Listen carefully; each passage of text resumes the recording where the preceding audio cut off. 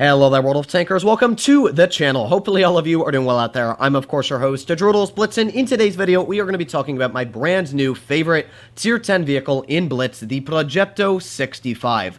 Now, if you had asked me about 2 weeks ago, I would have said the WZ-111-5A, which is still, don't get me wrong, one of my favorite tanks in the game, definitely my favorite Tier 10 heavy. The Progetto is just such a fun tank to run because of the auto-reloading aspect. It not only has the ability to clip people out for 1,050 potential damage, but then, because it has the ability to load in standard shells, you can then shoot them for 350 alpha. So a lot of people always get dissuaded because this vehicle has only 2,500 DPM, but if you run the clip plus the 2,500 DPM, you've actually got about 3,500 base if you're running it correctly, which is actually very, very impressive.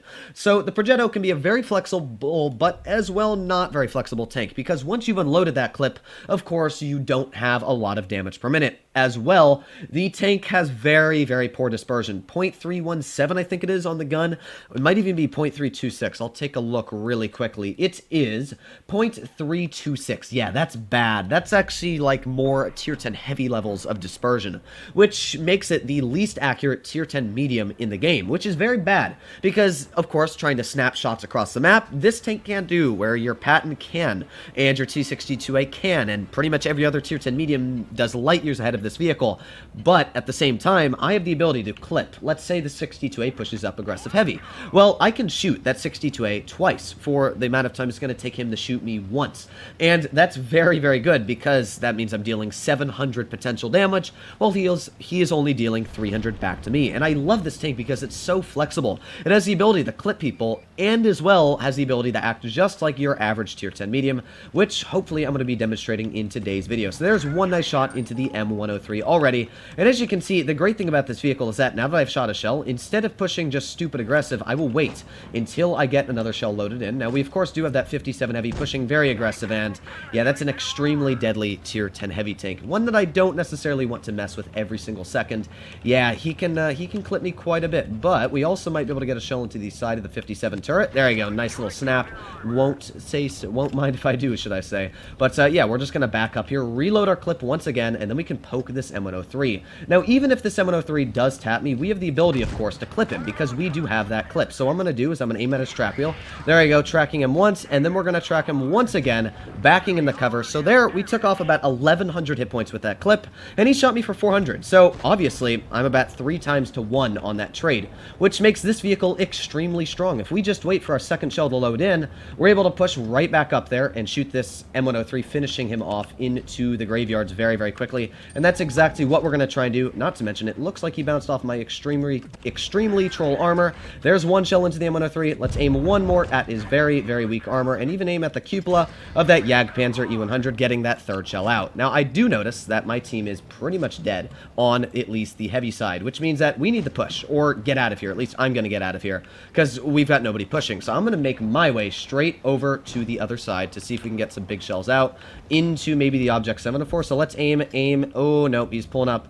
That's a bit of a shame. We got to get some shells into him. Here we go. Aiming. There's one shell into the Object 704. Let's aim one more. There you go. Beautiful shots connecting right into his vehicle. I'm very surprised this actually hit. As I said, this gun is very, very inaccurate, which is not what you want, you know, most of the time, but because I've got such a nice clip potential, it doesn't really matter most of the times you're getting out your shells. Now, we've got the WT over here, but as well, I want to finish off the Jagdpanzer, especially because my teammate did just bounce him. I've got to finish him off. So we're going to aim in a heat shell here, just to make sure we penetrate, because you never want to take risks. And we've done, once again, already 4,000 damage, which is very, very good. You know, that's a super impressive amount of damage. Snap a shell into the WT, back in the cover. Although I will say, we're not going to win this. There's no way I'm ever going to win this game, just because our team is, you know, if we do win, incredible. But our team has blown such a massive, you know, jump of hit points here. It's actually incredible. And I'm trying to clear this WT as quickly as possible. Let's make our way around the corner. There you go. Unfortunately, that 57 heavy hit me once. I'm spamming my repair kit just so we don't get hit by him again. But the Mark 6 is really deadly, of course. He's going to be able to get some big shells into us, and I've got to reload my clip before he's able to do that. Now, if I can reload the clip, that's going to be really, really strong, because effectively, I have enough damage to take him out. Now, as well, we got the 62A on my bomb, but if we play this correctly, there's one shell into the Mark 6. Let's go for a second, and maybe even that third, just finishing him off. We're going to load in an HE. No, 407. I see how it is, Wargaming. We didn't manage to finish off the Mark 6. Unfortunate. But no, we probably would not have won this either way with a 1900 health T57 Heavy, the 62A at 400 health, and the WT there. Yeah, there really wasn't much we could have done here. And as you saw, I did everything possible to win this game. Way more than your average media...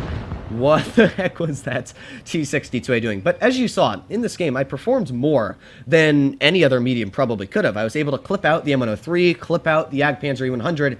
What I did in this game, you really couldn't have been able, and I'm actually sad because we could have won this if I just gotten a little bit of a high roll, just a teeny bit of a high roll in that Mark 6, or not low rolled our other shells. We could have killed him.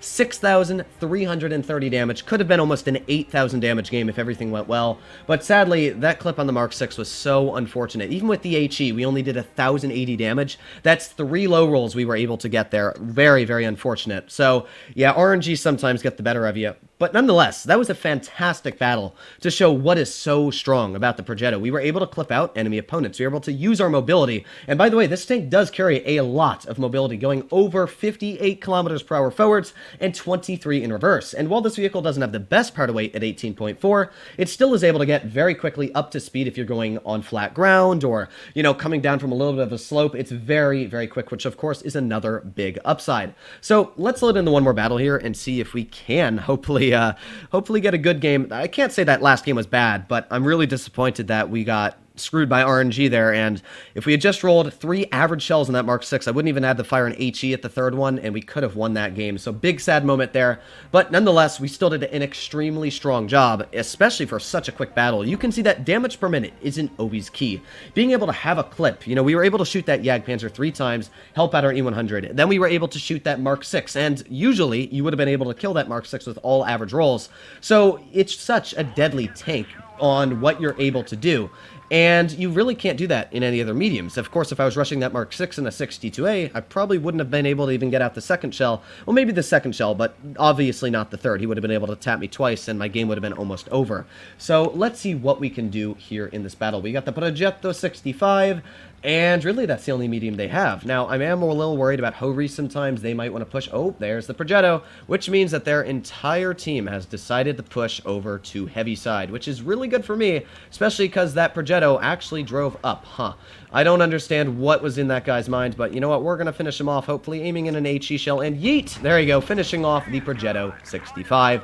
My biggest threat is now gone, which is really good for me, because of course now we can try and flank their team. Now, I have a feeling that somebody's going to know I'm flanking. I just have a bad feeling about it, so we're going to try and carefully flank, especially because my team isn't pushing super aggressive. You know, you always want to be careful on what you're doing, so we got the Jagdpanzer off to the side. There's the Hori, actually. Very aggressive Hori, and I'm not sure if we're going to be able to get shells out just yet, but we're just going to make our way all the way to the back of the battlefield. That way we can come up behind some of the bigger vehicles like the Jagdpanzer, like the WZ-113.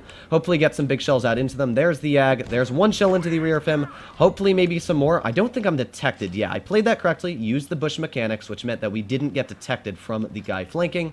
And there's the IS-4, actually, so let's aim in at the rear of this IS-4. There's one shell. The Jag, of course, is turning around for me, so that means we're going to back up, back, and good. We were able to just back up, and with that Jagdpanzer actually coming towards me, we're just going to drive away, because that's, of course, the smartest thing I can do. I can't really fight a WZ-113, the Jagdpanzer. That's too many tanks for me to handle.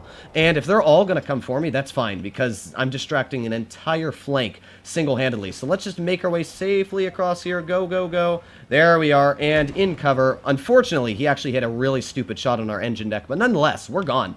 Like, yeah, they're targeting us, but what are they going to be able to do? Yeah, they might be able to shoot me once. We got the Jagdpanzer back there, of course. There you go. Now we are undetected and hopefully should not be able to get detected unless, you know, the enemy 113 comes for me, but really, yeah, there you go. There's the 113 to speak of the devil, and let's shoot 3. Aw, that one's actually quite sad that it didn't go through, but there's one shell at least at the WZ. see. And with him going back over to help out his teammates, we should be able to push up here. I haven't spotted that Yag yet, but I have a feeling that he's... Oh, actually, he's pushed up. Perfect. And the Hogry's pushed up as well. So now we're just going to come back to the flank and do the best we can. Now, I don't think we're going to even break 3,000 damage this game. Our team was really strong, and I distracted their opponents, of course, which gave me a really good heading as well. But if we get to the side of a vehicle like this Hogry, this is where the tank is just so strong. You get to the side of tank destroyers, and you're able to clip literally full health vehicles. As you can see there, that Hogry was half health, and what was a half health vehicle is now dead. That's extremely, extremely strong. And with one final shell, we'll be finishing off the WZ-113. So, not much we could have done in terms of damage there. I flanked, their team did a really weird job, and, well, we did the best we could, so I'm not complaining any bit at all, especially with the last game. I'm glad to get a victory down on our table, but this is why I love the tank, is because it's so diverse. You're able to see, as you could, I've rushed that Hogry, managed to take him out with 800 damage. You couldn't do that in other mediums. Yeah, you would have taken him out, but it would have taken a little bit more time. So you've got the flexibility of having a clip, but as well, having that single shot ability, and I absolutely love this tank. So let me know what you guys personally think in the comments down below, but I would definitely suggest to go for this vehicle if you haven't already, because for me personally, I like tanks not because they're overpowered, but because they're fun. The IS-4 is definitely better than the 5A, but is it more fun? I don't think so. The IS-4 is such a boring vehicle, and honestly, I thought the Kronwagen, after playing it a lot, was going to be my favorite tank in the game, but the issue is as well, it's just such a boring vehicle. It's got such a long clip reload, where the Progetto takes away that boring factor, and it's so exciting for me personally. So hopefully you enjoyed today's video. If you're doing well out there, hopefully I'll be seeing you in the next one. That was a messed up outro, but yeah, you know what I'm saying.